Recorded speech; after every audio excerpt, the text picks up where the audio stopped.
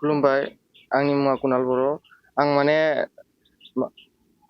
मोनसे बाथ्रा बुंनो नागिरदोंमोन माने आं माने 14 जुलाइआव माने मोनसे बाइट होदोंमोन माने बाइटखौ माने फाइनान्सियेल एसिस्टेन्सनि थाखाय होदोंमोन आरो ओमफ्राय चिफ सारनिसिम ओमफ्राय बे बाइटखौ नुनानै चिफ सारा माने जल्दि रेसपन्ड होनायनि थाखाय थेंक इउ।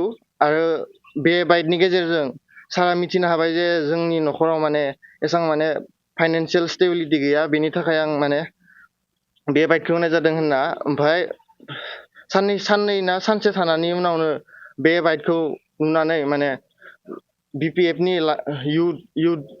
इउथ डिपार्टमेन्टआ माने आंखौ मदद होफैदों आरो बे सारा दैथायहरदों होनना बुंदों बे सारा। ओमफ्राय 5 लाख रां आंनो अनसुंथाइ हिसाबै होनाय जादों आरो चिफ सारा हाग्रामा महिलारि सार। आं माने थेंक्स गिभिं होगोन जे फार्स्टलि आंनि आइ बाबा, ओमफ्राय नेक्स्टलि आंनि चिफ हाग्रामा सार, बिथांखौ आं रोजा रोजा साबायखर बावनो सानदों आरो।